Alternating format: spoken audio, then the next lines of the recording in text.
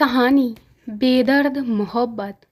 लाला ज्ञानचंद बैठे हुए हिसाब किताब जांच रहे थे कि उनके सुपुत्र बाबू नानक चंद आए और बोले, दादा, अब यहाँ पड़े पड़े जी उगता गया। आपकी आज्ञा हो तो मैं शहर को निकल जाऊं। 2-1 महीने में लौट आऊँगा। नानक चंद बहुत सुशील और नवयुवक था। रंग पीला, आँखों के गिर्द हल्के स्याह धब्बे, कंधे झुके हुए। ज्ञानचंद ने उसकी तरफ तीखी निगाह से देखा और व्यंग्यपूर्ण स्वर में बोले, क्यों, क्या यहाँ तुम्हारे लिए कुछ कम दिलचस्पियाँ हैं?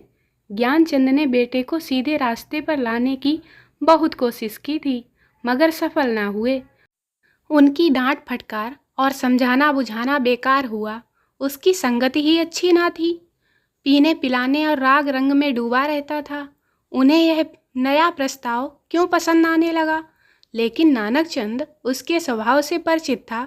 बेधड़क बोला, अब यहाँ जी नहीं लगता। कश्मीर की बहुत तारीफ सुनी है, अब वहीं जाने की सोचता हूँ। ज्ञानचंद बोला, बेहतर है, तशरीफ ले जाइए।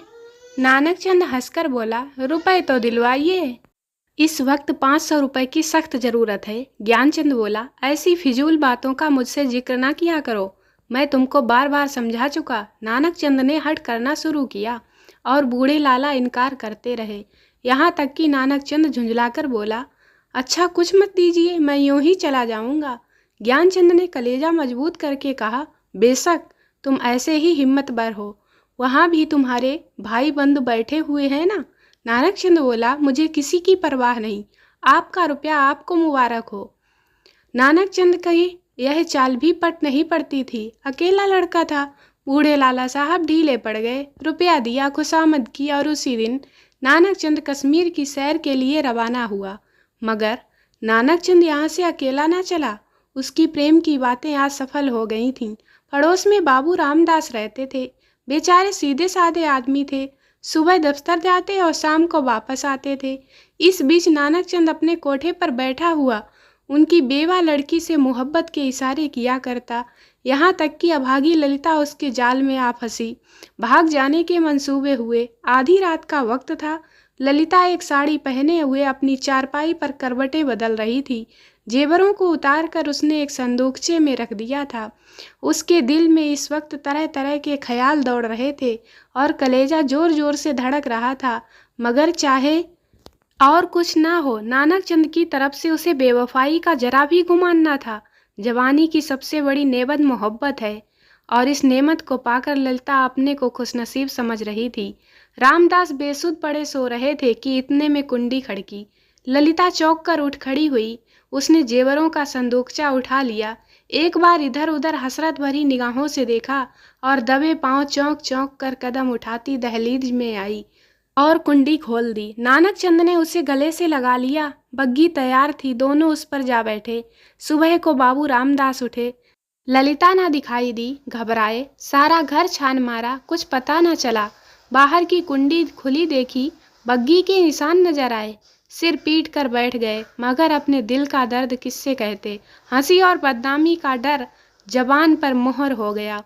मशहूर किया था कि वह अपने ननिहाल में गई, मगर लाला ज्ञानचंद सुनते ही भांप गए कि कश्मीर की सैर के कुछ और ही माने थे।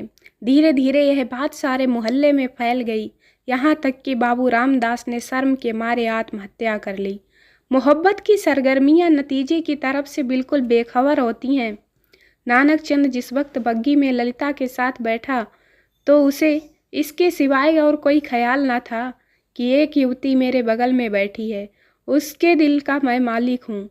उसी की धुन में वह मस्त था। बदनामी का डर, कानून का खटका, जीविका के साधन, उन समस्याओं पर विचार करने की उसे उस वक्त फुर्सत ही ना थी। हाँ, उसने कश्मीर का इरादा छोड़ दिया, कलकत्ता जा पहुँचा। किफ़ायत सारी का सबक ना पड़ा था। जो कुछ जमा जथा थी 2 महीने में खर्च हो गई। ललिता के गहनों पर नौबत आई, लेकिन नानक चंद में इतनी शराफत बाकी थी। दिल मजबूत करके बाप को खत लिखा, मोहब्बत को गालियां दी और विश्वास दिलाया कि अब आपके पैर चूमने के लिए जी बेकरार है, कुछ खर्च भेजिए। लाला साहब ने खत पढ़ा, तस्कीन हो गई और चलो जिंदा है, खैरियत से है। धूमधाम से सत्यनारायण की कथा सुनी, रुपया रवाना कर दिया, लेकिन जवाब में लिखा, खैर, जो कुछ तुम्हारी किस्मत में था वह हुआ। अभी इधर आने का इरादा मत करो, बहुत बदनाम हो रहे हो। तुम्हारी वजह से मुझे भी बिरादरी से नाता तोड़ना पड़ेगा। इस तूफान को उतर जाने दो, तुम्हें खर्च की तकलीफ ना होगी, मगर इस औरत की बाह पकड़ी है तो उसका निवाह करना, उसे अपनी ब्याहता स्त्री समझो। नानकचंद दिल पर से चिंता का बोझ उतर गया। बनारस से माहवार वजीफा मिलने लगा। इधर ललिता की कोशिश ने भी कुछ दिल को खींचा और शराब की लत ना टूटी, और हफ्ते में 2 दिन जरूर थिएटर देखने जाता, तो भी तबीयत में स्थिरता और कुछ संयम आ चला था। इस तरह कलकत्ते में उसने 3 साल काटे। इसी बीच एक प्यारी लड़की के बाप बनने का सौभाग्य प्राप्त हुआ, जिसका नाम उसने कमला रखा। तीसरा साल गुजरा था कि नानकचंद के उस शांतिमय जीवन में हलचल पैदा हुई। लाला ज्ञानचंद का 50वां साल था, जो हिंदुस्तानी रईसों की प्राकृतिक आयु है। उनका स्वर्गवास हो गया, और ज्यों ही यह खबर नानकचंद को मिली, वह ललिता के पास जाकर चीखें मार मार कर रोने लगा। जिंदगी के नए नए मसले अब उसके सामने आए। इस 3 साल की संभली हुई जिंदगी ने उसके दिल सोहदेपन और नशेबाजी का ख्याल बहुत कुछ दूर कर दिए थे। उसे अब यह फिक्र सवार हुई कि चलकर बनारस में अपनी जायदाद का कुछ इंतजाम करना चाहिए, वरना सारा कारोबार धूल में मिल जाएगा। लेकिन ललिता को क्या करूं? अगर इसे वहां लिए चलता हूं तो 3 साल की पुरानी घटनाएं ताजी हो जाएंगी, और फिर एक हलचल पैदा होगी जो मुझे हुक्काम और हमजोलियों में जलील कर देगी। इसके अलावा उसे अब कानूनी औलाद की ज़रूरत भी नज़र आने लगी।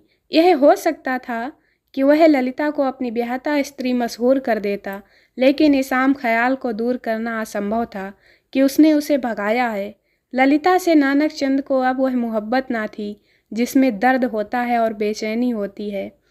वह अब एक साधारण पति था जो गले में पड़े हुए ढोल को पीटना ही अपना धर्म समझता है, जिसे बीवी की मोहब्बत उसी वक्त याद आती है जब वह बीमार होती है। और इसमें अचरज की कोई बात नहीं है।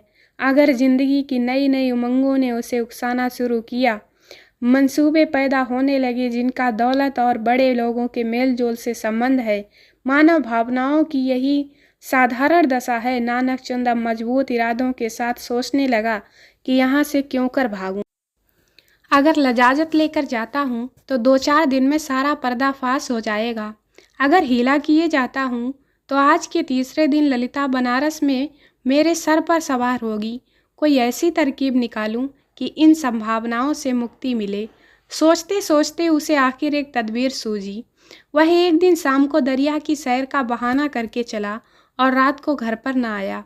दूसरे दिन सुबह को एक चौकीदार ललिता के पास आया और उसे थाने में ले गया। ललिता हैरान थी कि क्या माजरा है। दिल में तरह तरह की दुश्चिंताएं पैदा हो रही थीं। वहां जाकर जो कैफियत देखी तो दुनिया आंखों में अंधेरी हो गई। नानकचंद के कपड़े खून में तरबतर पड़े थे। उसकी वही सुनहरी घड़ी, वही खूबसूरत छतरी, वही रेशमी साफा, सब वहाँ मौजूद था। जेब में उसके नाम के छपे हुए कार्ड थे। कोई संदेश ना रहा कि नानकचंद को किसी ने कत्ल कर डाला। 2-3 हफ्ते तक थाने में तहकीकातें होती रहीं और आखिरकार खूनी का पता चल गया। पुलिस के अफसरों को बड़े बड़े इनाम मिले। इसको जासूसी का एक बड़ा आश्चर्य समझा गया।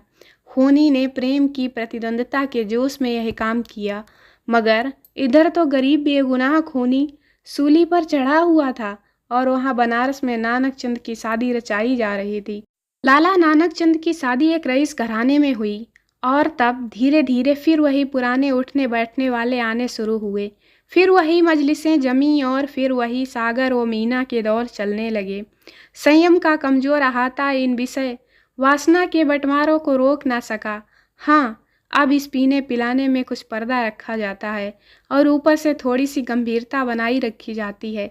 साल भर इसी बहार से गुजरा। नवेली बहू घर में कुड़कुड़ कर मर गई। तपेदिक ने उसका काम तमाम कर दिया। तब दूसरी शादी हुई, मगर इस स्त्री में नानकचंद की सौंदर्य प्रेमी आंखों के लिए कोई आकर्षण न था। इसका भी वही हाल हुआ। कभी बिना रोए कौर मुँह में नहीं दिया। 3 साल में चल बसी।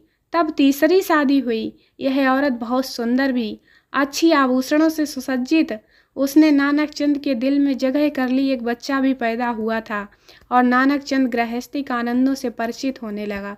दुनिया के नाते रिश्ते अपनी तरफ खींचने लगे, मगर प्लेग के लिए सारे मंसूबे धूल में मिला दिए। पति प्राणा, स्त्री मरी, 3 वर्ष का प्यारा लड़का हाथ से गया और दिल पर ऐसा दाग छोड़ गया कि जिसका कोई मरहम न था।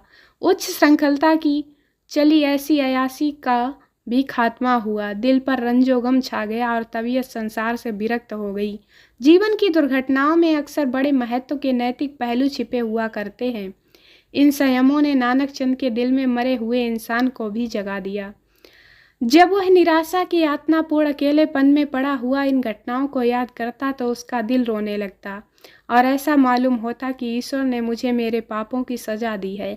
धीरे धीरे यह ख्याल उसके दिल में मजबूत हो गया।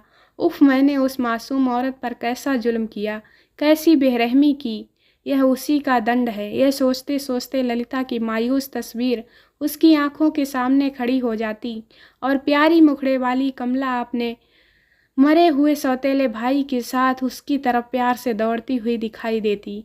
इस लंबी अवधि में नानक चंद को ललिता की याद तो कई बार आई थी, मगर भोग विलास पीने पिलाने की उन कैफियतों ने कभी उस ख्याल को जमने नहीं दिया। एक धुंधला सा सपना दिखाई दिया और बिखर गया।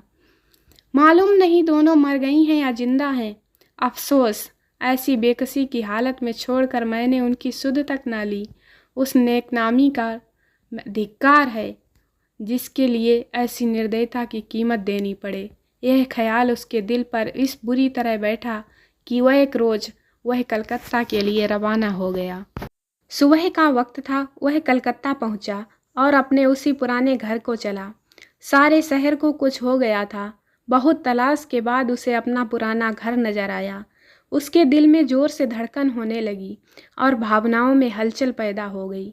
उसने एक पड़ोसी से पूछा, इस मकान में कौन रहता है? बूढ़ा बंगाली था। बोला, हाँ, यह नहीं कह सकता कौन है कौन नहीं है। इतना बड़ा मुल्क में कौन किसको जानता है। हाँ, एक लड़की और उसका बूढ़ा माँ, 2 औरत रहता है। विधवा है, कपड़े की सिलाई करता है। जब से उसका आदमी मर गया तब से यही काम करके अपना पेट पालता है। इतने में दरवाज़ा खुला और एक 13-14 साल की एक सुंदर लड़की किताब लिए हुए बाहर निकली। नानक चंद पहचान गया कि यह कमला है। उसकी आंखों में आंसू उमड़ आए। वे अख्तियार जी चाहा कि उस लड़की को छाती से लगा ले। कुबेर की दौलत मिल गई। आवाज़ को संभाल कर बोला, बेटी जाकर अपनी अम्मा से कह दो कि बनारस से एक आदमी आया है। लड़की अंदर चली गई और थोड़ी देर में ललिता दरवाजे पर आई। उसके चेहरे पर घूंघट था और सौंदर्य की ताजगी न थी, मगर आकर्षण अब भी था। नानक चंद ने उसे देखा और एक ठंडी सांस ली। पतिव्रत और धैर्य और निराशा की सजीव मूर्ति सामने खड़ी थी। उसने बहुत जोर लगाया मगर जबान न खोल सका। बरबस रोने लगा। ललिता ने घूंघट की आड़ से उसे देखा और आश्चर्य के सागर में डूब गई। वह चित्र जो हृदय पट पर अंकित था और जो जीवन के अल्पकालिक आनंदों की याद दिलाता रहता था, जो सपनों में सामने आ आकर कभी खुशी के गीत सुनाता था और कभी रंज के तीर चुभाता था, इस वक्त सजीव सचल सामने खड़ा था। ललिता पर बेहोशी छा गई। कुछ वही हालात जो आदमी को सपने में होती है। वह व्यग्र होकर नानक चंद की तरफ बढ़ी और रोती हुई बोली, मुझे भी अपने साथ ले चलो। मुझे अकेले किस पर छोड़ दिया है? मुझसे अब यहाँ नहीं रहा जाता। ललिता को इस बात की जरा भी चेतना न थी कि वह उस व्यक्ति के सामने खड़ी है जो एक जमाना हुआ मर चुका, वरना शायद वह चीख कर भागती।